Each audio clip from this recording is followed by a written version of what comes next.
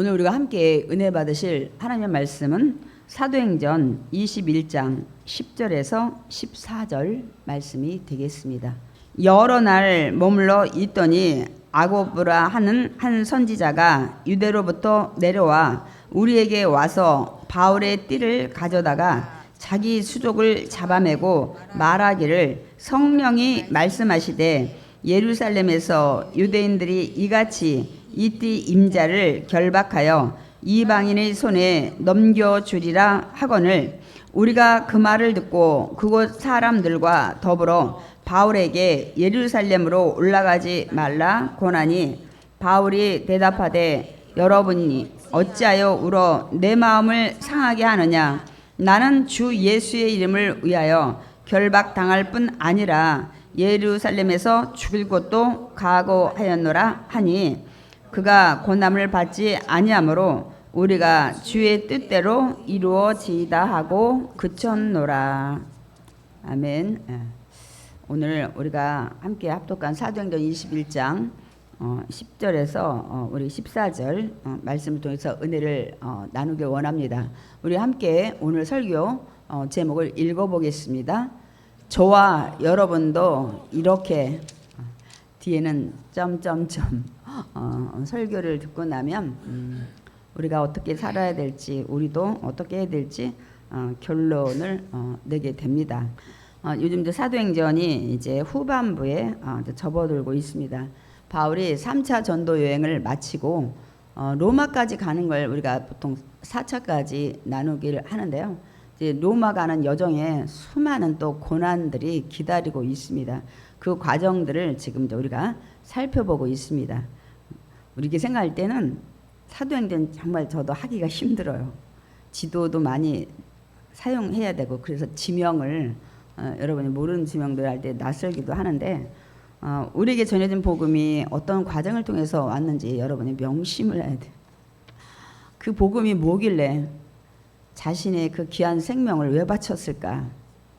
그러면서 우리가 다시 한번 복음에 대해서 생각을 해보는 계기들을 가져야 될 줄 믿습니다. 아멘. 지난주에는 그 밀레도에서 근 3년 가까이 머물렀던 에베소 장로들을 청해서 말씀을 전하고 이제 작별을 하죠. 우리가 지난주에 봤지만 너무나도 슬픈 작별들을 하죠. 목을 안고 입을 맞추고 다 무릎을 꿇고 기도하고 떠나는 장면들을 우리가 들었습니다.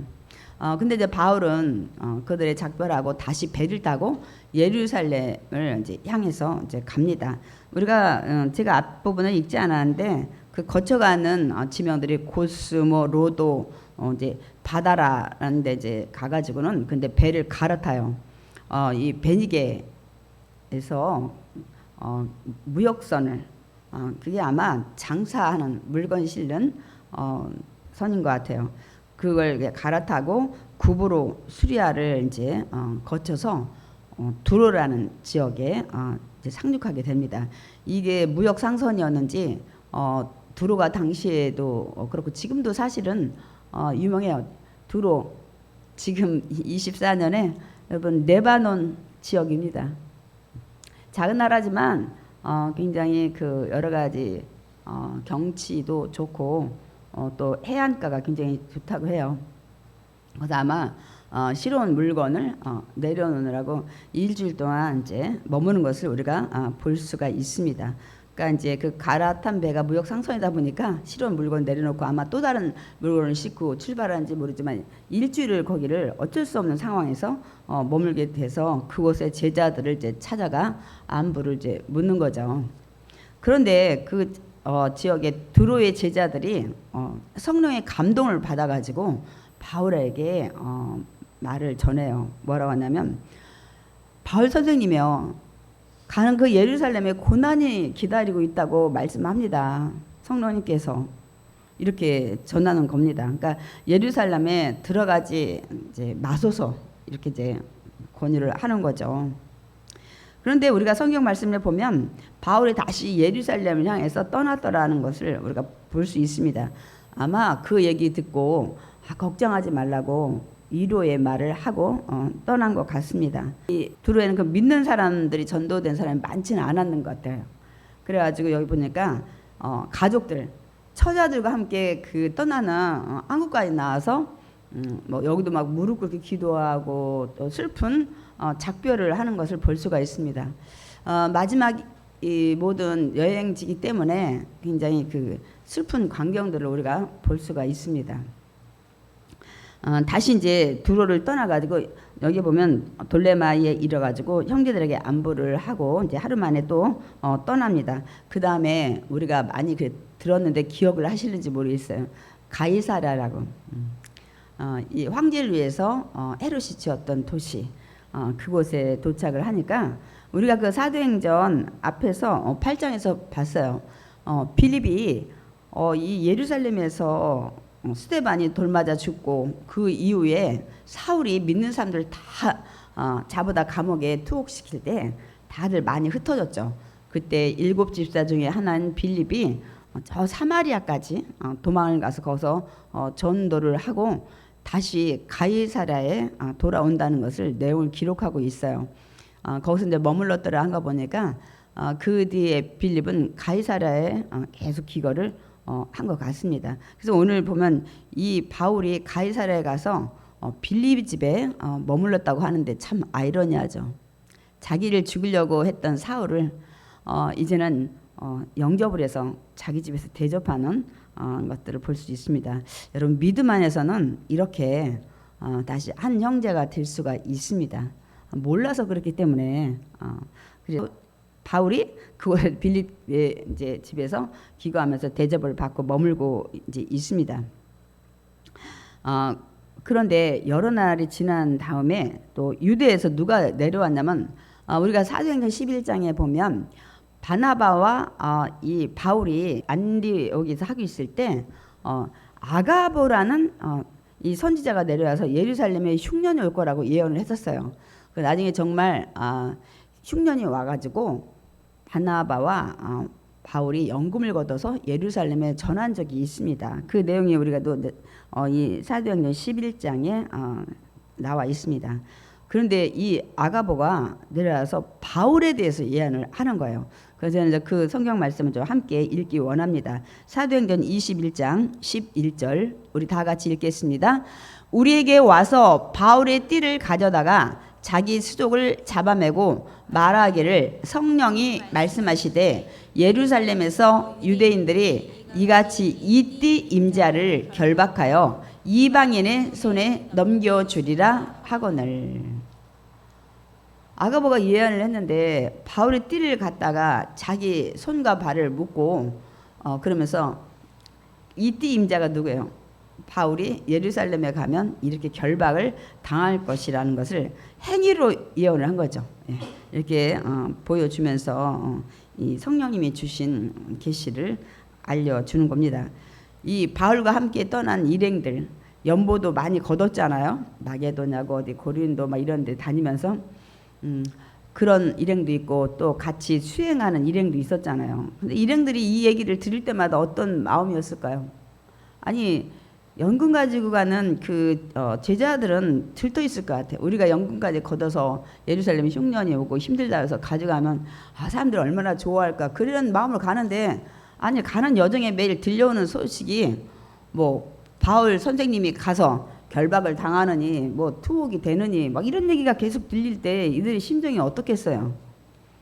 근데 걱정과 근심이 앞섰을 것입니다, 여러분. 가는 여정에서 그런 얘기를 계속 하고 있기 때문이죠. 근데 바울은 우리가 이 사도행전 20장에서도 봤지만 성령님이 이미 말씀을 해 주셨어요. 뭐라고요? 각성에서 결박, 환난 기다릴 거다. 그리고 예루살렘에서 가서도 무슨 고난이 있을지 모른다고 얘기를 하셔서 바울이 이미 자기의 고난을 예상을 하고는 있었습니다. 근데 우리가 사도행전 20장에서 그러면서 자기의 앞으로의 행보에 대해서 얘기하면서 성령님이 나한테 각성에서 이런 것이 있을 거라고 얘기를 했다고 하면서 그 뒤에 그렇지만 나는 내가 가야 할 길, 예수님께서 나에게 주신 사명, 하나님의 그 은혜를 전하는 길에는 내가 결박을 하든 죽음을 당하든 내 생명 조금도 귀하게 여기지 않고 나는 간다 하고 에베소 장로들한테 이 얘기를 바울이 했었습니다, 여러분. 그러니까 그런 마음으로 지금 계속 가고 있으니까 일행들도 일단은 알고 있지만 그래도 그렇지 가는 데마다 계속 이런 얘기를 한다면 얼마나 마음이 무겁고 찹찹하겠습니까, 여러분. 근데 여기서 우리는 의문을 갖게 돼요. 왜냐하면 아까 두로에서도 제자들이 성령에 의해서 음성 들었다고 하면서 예루살렘 가는 걸 바울을 말렸어요. 근데 가이사랴에서도 아가보라는 선지자가 뭐 행위로까지 하면서 예루살렘에 이런 환란이 기다리고 있다고 계속 얘기하고 이들이 계속 만류를 했어요. 못 가게. 여기든 저기든 그 얘기가 들려지니까 바울은 간다 그러고 이들은 가지 말라 그러고 다 그들이 들은 것은 성령님이 하신 얘기라고 하는데 여러분 어떻게 생각하세요?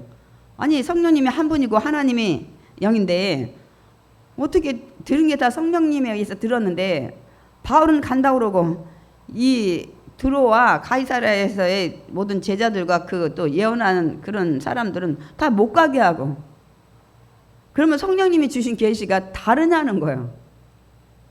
우리가 언뜻 성경을 깊이 보지 않으면 어떻게 생각하냐면 성령님도 헷갈리시나? 우리가 이렇게 생각을 할 수가 있어요. 근데 우리가 본문을 잘 들여다보면 성령님이 주신 계시는 같아요. 동일합니다. 예루살렘에 가면 바울이 결박이나 환란이나 죽음이 기다리고 있을 것이라는 것을 똑같이 이 계시를 주신 거예요. 바울이 받은 계시나 이 두로의 제자들이나 가이사랴 아가보가 한 거나 내용은 같아요. 근데 이들이 성령이 주신 계시를 가지고 한 행동은 달라요. 어땠다고요? 바울은 그래도 간다. 이 제자들은 가지 말라.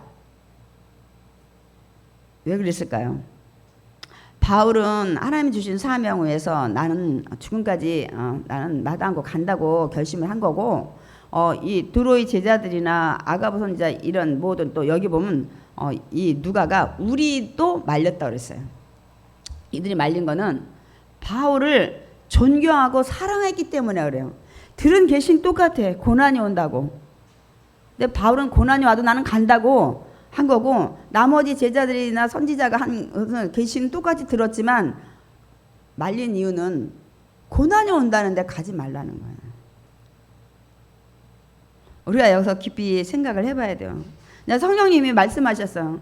김아무개야 복음에서 너 가는 길에 앞으로 결박이 있을 거야. 환란이 있을 거야. 때론 죽음도 있을 거야. 하고 얘기를 했을 때 가야 되는 거냐는 거예요. 아니면 가지 말아야 되는 거냐는 거예요. 제가 에베소 장로한테 설교할 때도 이 내용을 여러분한테 물어봤어요.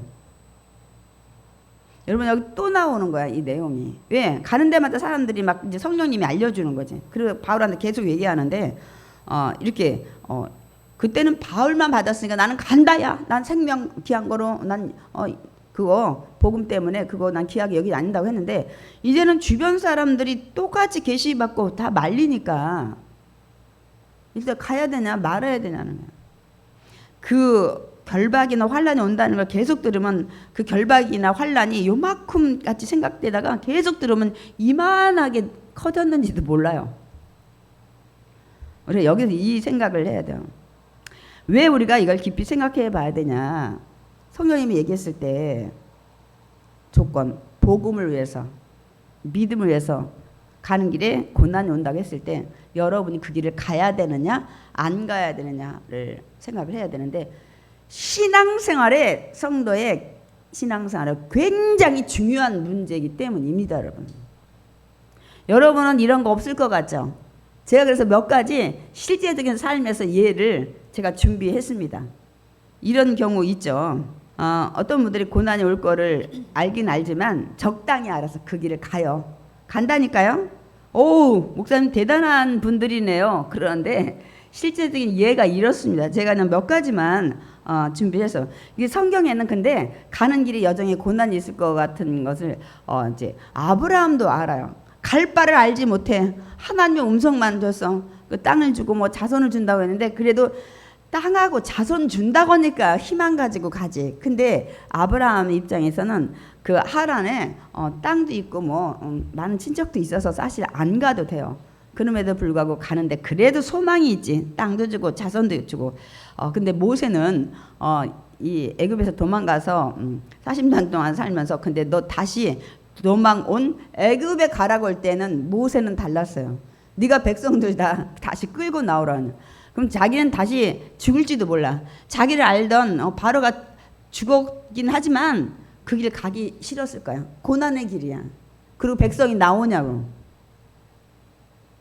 그 한 400년을 거기서 살았던 이 백성들이 자기 말 듣냐고. 그러니까 막 모세가 몇 번씩 막 나는 못합니다. 막 말도 못합니다. 막 나를 믿겠냐. 내가 뭐라고 해야 되냐고 막 여러 번 물어나. 하나님 나중에 화를 내시죠. 야, 말 잘하는 아론도 있고 내가 다 막 뭐 지팡이도 주고 뭐 어쩌고 하시잖아요. 그러니까 가는 길에 고난이 있다 했을 때 과연 우리가 어떻게 결정을 해야 되냐는 거예요. 오늘 찬양 가서 전 마지막에 굉장히 은혜 받았어요. 나는 주님 아니면 아무것도 아니에요.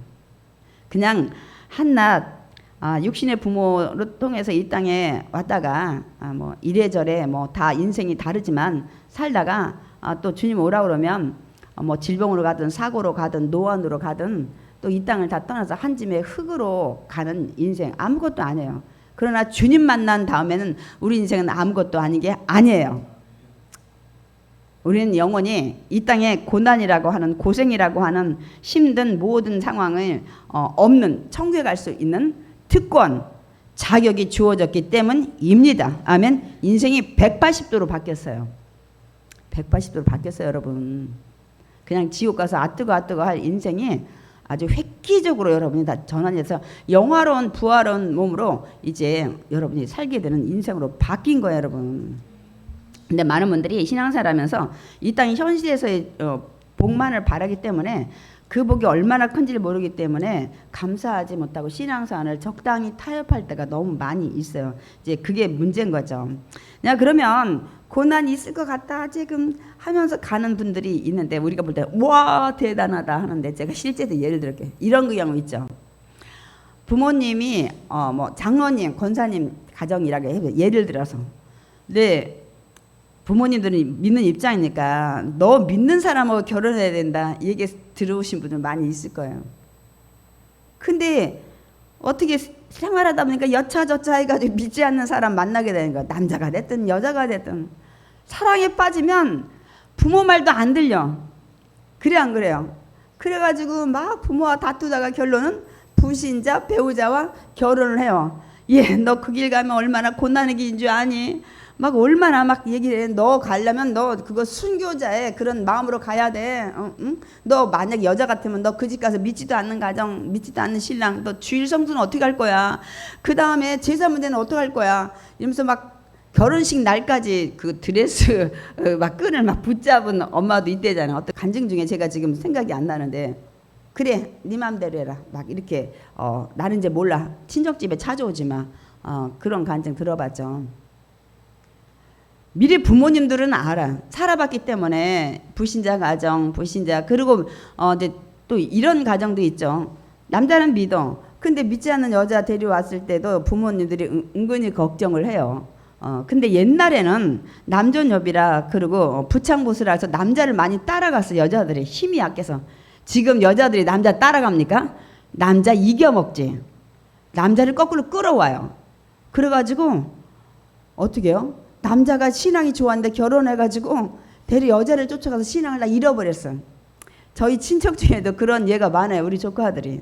그렇게 신앙이 뜨거웠는데 믿지 않는 여자랑 결혼하다 보니까 서로 대립하기 싫고 그 여자가 놀러가지 않고 주일 성수하고 뭐 교회 뭐하고 하는 거 좋아하겠어요? 그 쉽지 않습니다. 그런 고난의 길인데 가요. 어려움이 있는지 알고 조금은 다들 알아. 그럼에도 불구하고 이 길을 가는 분들이 있어요. 또 하나 고난의 길을 조금은 예상하지만 가는 분들이 있죠. 타 종교성이 강한 회사. 막 그 회사는 연초부터 돼지머리 놓고 절해야 돼.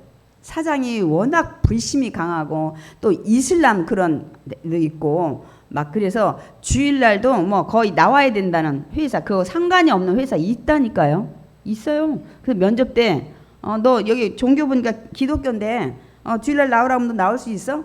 그래서 그 갈등 느낀 사람도 굉장히 많이 있잖아요. 그런 회사 들어갈 때도 이 회사는 그냥 보통 회사는 대부분 직원들한테 맡기는데 이런 회사 있어요. 너는 꼭 연초에 우리 회사는 어디 가서 돼지머리 넣고 제사 지내는데 참석해야 된다. 이런 회사 있어요. 있다고요. 저 제주도 지사할 때도 마찬가지죠. 한라산 가서 돼지 놓고 제사 지낼 때 그 신한테 제주도를 지켜달라고 그래서 또 도지사 했던 분이 또 여러 가지 지혜를 통해서 그 밑에 사람 보내고 뭐 여러 가지 그런 일들 하는 걸 볼 수가 있습니다. 어려움이 있어요. 또 하나가 뭐냐면 기독교를 반대하는 나라의 회사에서 발령을 낼 때 나는 철저한 믿음을 가진 신자인데 아니 기독교를 반대해. 그리고 믿지 못하게 하고 잡아가고 잘못하면 죽이기도 하는 이슬람 국가 이런 회교도 여러분이 가서 교회도 없지 당연히 물론 몰래 들어가서 하는 선교사들도 있긴 있지만 이 신앙의 제약을 얼마나 받겠어요. 이럴 때 약간은 다 생각해요. 그런데 그 나라에 가는데 월급을 꽃배기로 준대. 갔다 오면 승진시킨대요. 고난은 예상은 약간 하지만 이때 사람들이 그 길을 갑니다.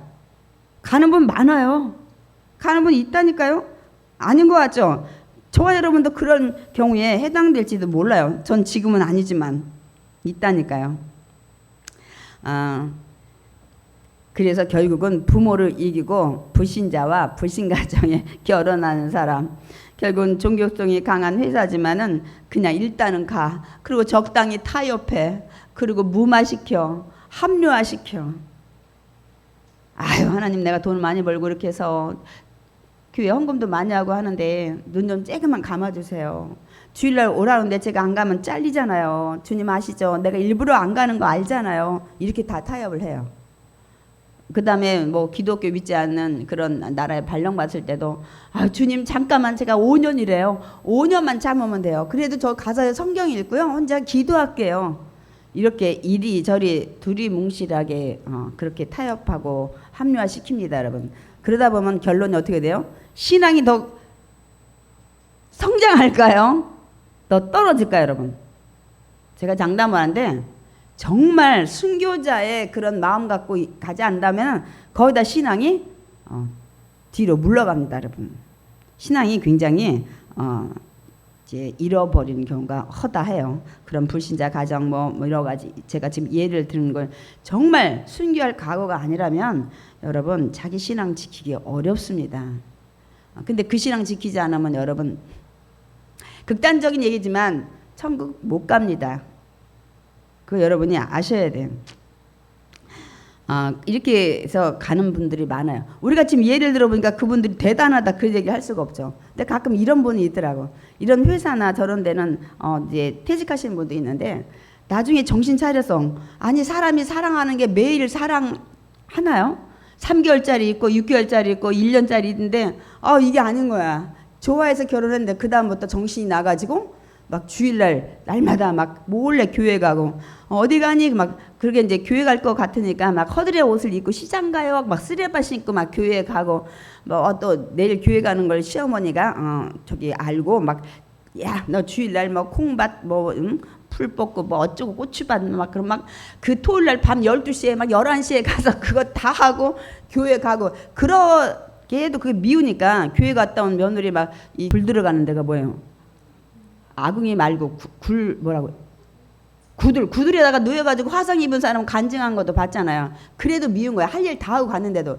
그래가지고 구들짝 뜯어가지고 거기다 누워놓고 막 아궁이 불 때가지고 화상 입고 막 했는 그 하나님 저거 하니까 나와서 죽는다고 그러는데 그게 시아버지인가 남편한테 다 옮아가지고 그 사람은 구들짝에 누워있지 않은데 막 뜨겁다고 마당서 굴러다니고 난리 나서 그 집 다 구원시키고 정말 순교자가 아니면 나중에 정신 차려가지고 근데 옛날에는 내가 예수 믿는데 부모가 정해줘서 가는 데는 이런 분들이 많이 있었어요. 지금은 그게 아니야. 부모가 말려도 자기가 가는 거예요. 그래서 나중에 정신 차려서 그렇게 막 순교자의 각오로 신앙을 되찾는 분들이 많은데 보통 일이 아니게 좀 순교자 마찬가지. 어디 선교 가는 그런 심정 아니면 자기 신앙 지키기 힘듭니다, 여러분. 근데 주님이 원하시는 게 뭘까요, 여러분? 이렇게 자기 유익, 자기 사랑을 위해서, 돈을 위해서 저렇게 막 결박이고 고난이고 마다하고 가는 것보다는 주님은 주님을 위해서 당장 현실에서 나에게 유익이 없더라도 복음 때문에 가기를 더 많이 원하신다는 거예요. 이걸 아시나요? 우리가 그냥 생각할 때는 아유 주님 너무 이기적이다. 아니 자녀 만들어 놓고 인생에서 행복하게 살기 원하는데 그렇게 고난 받으면서 그런 길을 복음에서 가기를 원하신다니 이렇게 생각을 하시는데 주님은 그 고난의 길에 가는 분이 많아지기를 기다리셔요. 원하셔요. 제가 지금 예배전 찬양에 323장 찬양했어요. 여러분은 어떤 심정으로 찬양을 했어요? 저는 마음이 너무나도 무거웠습니다. 찬양을 제가 선택을 설교 때문에 했어요. 가사 생각나시나요? 네, 우리 반주하신 김 집사님 모르고 하여튼 열심히 반주하고 찬양하셨지. 제가 가사 앞부분만 좀 읽어드릴게요. 부름받아 나서님은 어디든지 가오리다. 괴로우나 즐거우나 주만 따라 가오리니 아굴골짝 빈들에도 그 죽음의 골짝 빈들일지라도 내가 복음 들고 가오리다. 소돔 같은 거리에도 그 동성애와 그 유황불에 다 사라진 이런 곳에도 내가 그 사랑하는 마음으로 거길 가오리다. 여러분이 불렀어요. 여러분 간다고 불렀다니까요. 아 그러면 여러분 가지도 않을 것 같으면 이 찬양 왜 불렀어요? 제가 이렇게 할 자격이 없어요. 사실은 저희가 신학교를 가면 1학년 한 2학년 정도까지 철이 없을 때는 이 찬양 막 굉장히 많이 불러요. 막 그 열정에 부름받아 나서니만 막 착착착착착착 한 3학년 4학년 되면서 야 아무 데나 가는 게 아니네. 큰 교회 가야 되고 사례비 많이 주는 교회 가야 되고 대접자라는 교회 막 이제 이걸 따지게 돼요. 지방 안 가고 시골 안 가고 막. 그러니까 나중에 이 찬양 좋아하겠어요? 부름받아 나서니 몸 시골 골짜기도 가겠나이다. 성도 한 명도 없어도 가겠나이다. 이거 나오겠냐고. 신학교 학생들이 대부분이 그래요. 한 3, 4학년 되면 현실적으로 눈을 뜨게 되면은 막 이제 뭐 처음에는 1년 때 막 아골골짝 막 죽음 어디든 막 갈 것 같아요. 점점 이 찬양 못 불러요. 자신이 없거든. 여러분도 지금 불렀다니까요. 제가 얼마나 마음이 제가 이거 부르면서 주님 내가 지금 아고골짝 소돔 같은 거리 못 가면서 내가 이 찬양을 지금 불러요. 막 가야죠. 가야 되는 게 확실합니다. 왜? 제가 왜 우리가 이런 길 우리도 마다하지 않고 가야 되는 겁니까 여러분? 예? 왜냐하면 여러분 예수님께서 십자가 죽음의 길을 가셨잖아요. 그 골고다 언덕에 그 여러분 막 채찍 맞고 막 가시 mel거나 피 흘리고 막 이렇게 하면서 그 십자가에서 죽음을 당하셨잖아요. 돈 벌기 위해서 사랑하는 사람 때문에 같이 살기 위해서 간 게 아니잖아요. 자신의 유익은 한 개도 없어요. 오직 저와 여러분을 위해서 구원받아 천국 가게 하기 위해서 그 길을 가셨습니다. 그렇기 때문에 우리도 그 은혜가 얼마나 귀한지, 그분이 안 돌아가셨으면 여러분이 그분 믿는 믿음, 그분이 여러분 지혜를 대속하지 않았으면 여러분이 어떻게 그 지옥에서 아뜨거 왔다면 평생 거기에서 천국으로 옮겨지냐고. 그래서 오늘도 잠깐 우리 전사막 아침에 뭐 조회할 때 얘기했지만 이 땅에서 축복 뭐 했으니까 주시겠죠. 그러면 안 되는 거야. 우리는 이거 했으니까 요거 주시겠죠가 아니라 이미 너무나도 큰 걸 받았어요, 여러분. 천국이라는 걸 받았다니까요. 그걸 어느 세상에 비유를 할 수가 있겠어요. 너무나도 큰 은혜를 받았기 때문에 내가 열심히 헌신하고 봉사해서 안 줘도 여러분 섭섭해 하시면 안 돼. 내가 이렇게 헌신했는데 주님 내 사업 부도나게 했어요? 아니 내가 이렇게 헌금 많이 하고 봉사하고 열심히 주일 성서했는데 질병 주셨어요 하면 안 돼요. 은혜 이미 너무나도 큰 거, 세상이 바꿀 수 없는 거 받으셨잖아요. 근데 뭐 해놓고 그걸 대가로 달라고 안 주면 섭섭하다 가시면 안 됩니다, 여러분. 안 돼요. 안 돼요, 여러분. 여러분 이미 받은 은혜 특권을 다 잊어버렸기 때문에 뭐 째금하고 나를 주셔야 되는데 왜 안 주시고 나한테 이런 상황 주셨습니까? 이런 어려움 주실 수가 있습니까? 하나님 이럴 수가 있습니까? 하고 막 따지는데 이럴 수고 저럴 수고 그러면 그건 주고 너는 지옥 가면 되냐 이거야. 바꿀 수 없는 거 줬잖아요. 영원히 네가 벌어도 시편 49편에 네가 영원히 저 사람이 구원받게 하려, 네가 정말 갑불해도 네가 영원히 월급 하나도 안 쓰고 다 해도 저 사람 구원 못한대. 근데 주님은 그걸 구원시켰대. 여러분은 이미 주님의 은혜를 다 받으셨습니다. 아멘. 근데 뭐 째김해 놓고 그 보상받기 바래.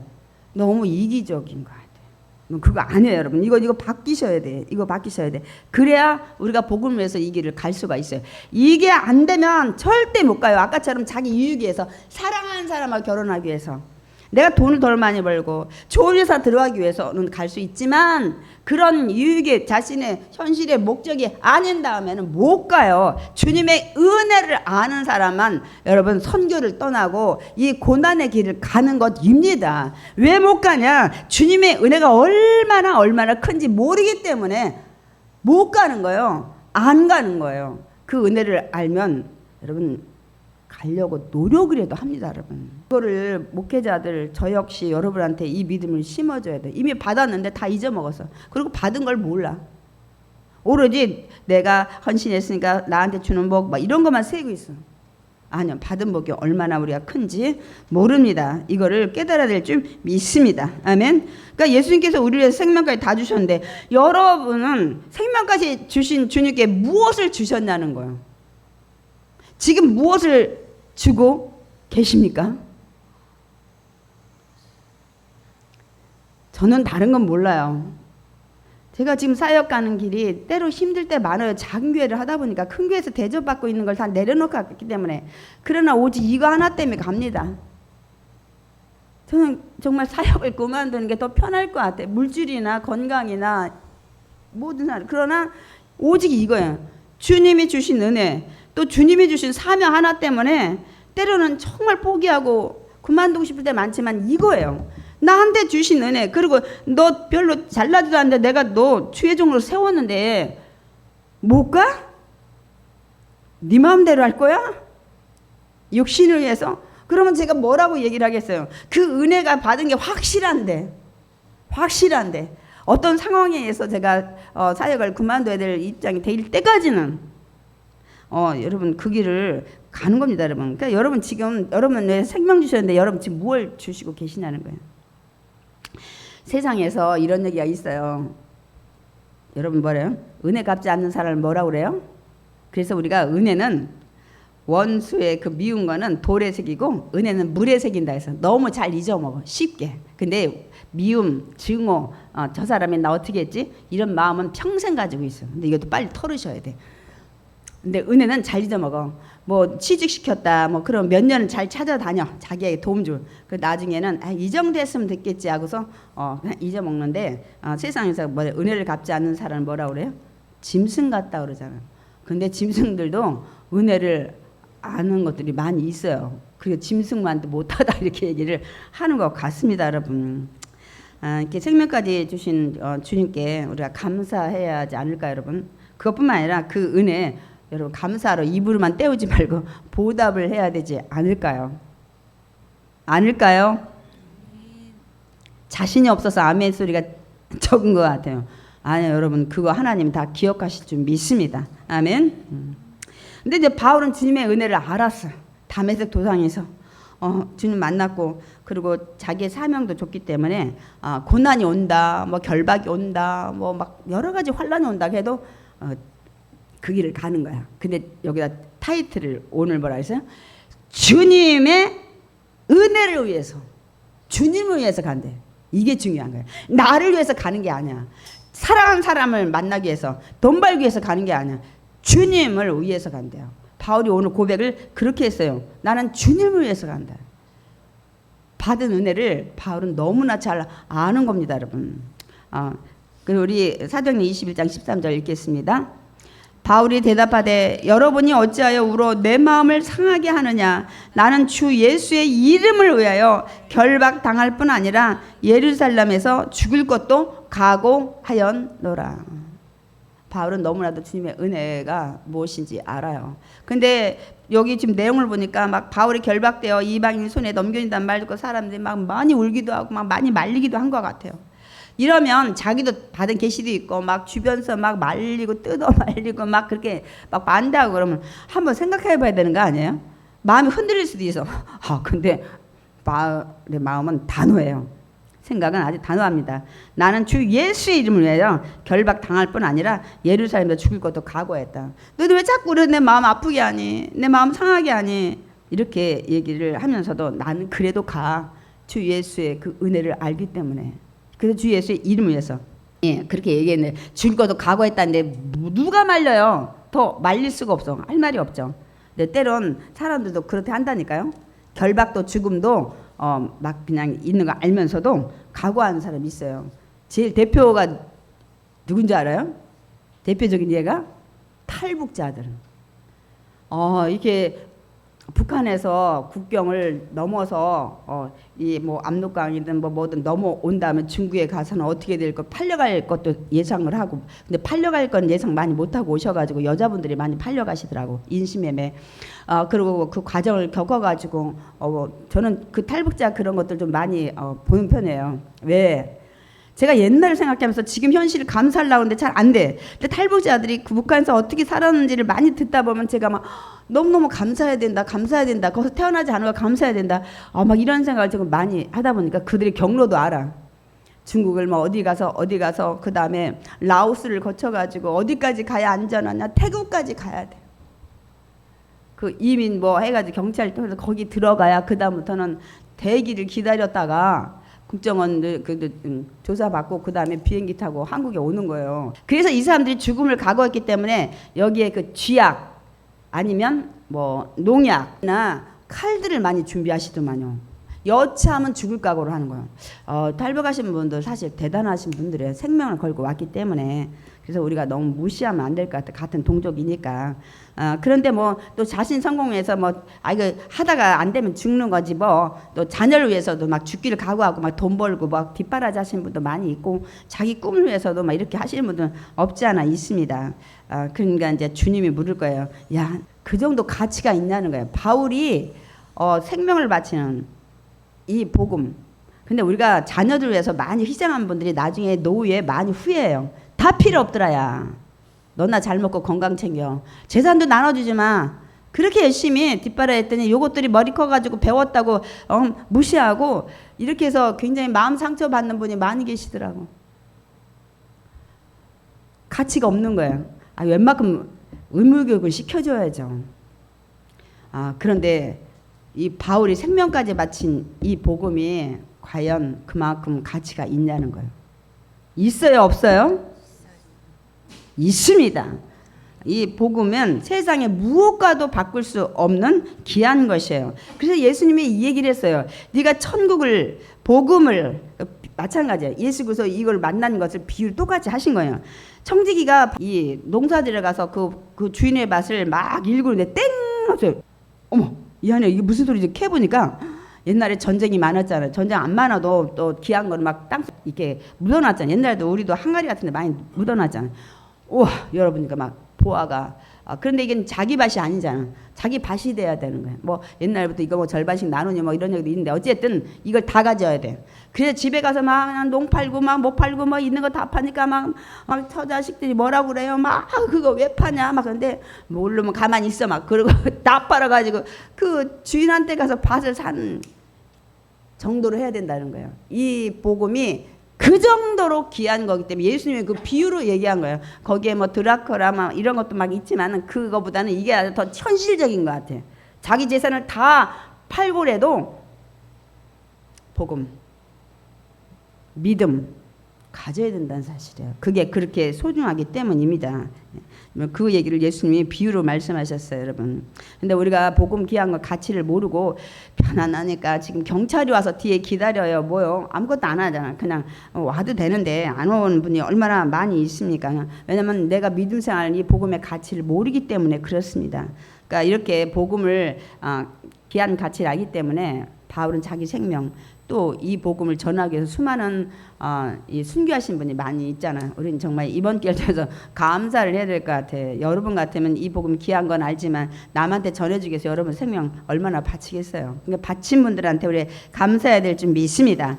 그러니까 세상에서 받은 선물은 어느 시간이 지나면 무가치하고 여러분 소중하게 안 생겨요. 이제 이거는 있겠지. 금 받은 사람은 저 오래 가면서 가치가 있으니까 금값이 올랐다 내렸다 하지만 나머지 선물들은 사실은 별로인 것 같아요. 다이아몬드도 가치가 떨어져. 그때보다 항상. 그런데 우리가 받은 이 복음의 선물은 그렇지 않아요. 그렇지 않아요. 여러분이 인생이 더해갈수록 쉽게 말씀드리면 나이가 들수록 여러분 이 복음의 가치가 귀한 것을 깨닫게 됩니다. 아멘. 언제? 복음에 대해서 이 주님의 은혜를 알아가면 알아갈수록 야 내가 신앙생활 잘했구나. 내가 정말 진리 안에 있어야 되겠구나는 걸 더 깨닫게 됩니다. 복음의 선물은 시간이 갈수록 여러분 이것이 막 가치가 없어지고 그러지 않아요. 더 소중하다는 것을 깨닫게 된 줄 믿습니다. 아멘. 그래서 제가 로마서를 준비했어요. 바울이 로마 교회에 이 편지를 먼저 보냈어요. 로마에 도착하기 전에. 그래서 로마서 14장과 12장 읽고 마치겠습니다. 읽겠습니다. 그러므로 우리가 살아도 주를 위하여 살고 죽어도 주를 위하여 죽나니 그러므로 사나 죽으나 우리가 주의 것이로다. 이를 위하여 그리스도께서 죽었다가 다시 살아나셨으니 로마서 12장 너희는 이 세대를 본받지 말고 오직 마음을 새롭게 함으로 변화를 받아 하나님의 선하시고 기뻐하시고 온전하신 뜻이 무엇인지 분별하도록 하라. 아멘이십니까? 우리가 살아야 될 목표가 되어야 될 줄 믿습니다. 오늘 더욱이 또 감사한 게 정말 그 생명을 예수님이 주신 고난의 길을 알았잖아요. 너무 고난의 길을 알니까 기도를 3번 했잖아요. 나 주님 이 잔을 좀 고난의 잔을 옮길 수 있으면 옮겨달라는데 아버지 하나님이 대답이 없으셔. 알고도 그 길을 가셨어요. 당신의 유익은 한 개도 없어. 저와 여러분 구원하기 위해서 그 길을 가신 오늘 정말 성찬에 떡과 포도주 떼는데 여러분 진심으로 감사한 마음으로 떼고 내가 올 때까지 내가 너희를 위해 죽음을 기억하라고 했던 그거를 여러분이 좀 마음에 새기면서 오늘 성찬에 임하시길 바랍니다.